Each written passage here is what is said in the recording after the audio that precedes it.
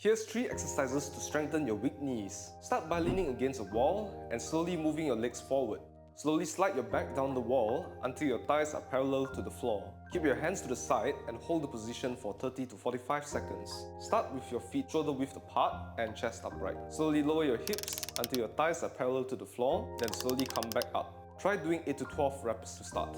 Start by lying face up on the floor with one leg bent. Then bring the straight leg up by contracting the thigh and raise it up until it's level with the bent knee. For best results, these exercises should be performed consistently on a daily basis. And the best time to start is today.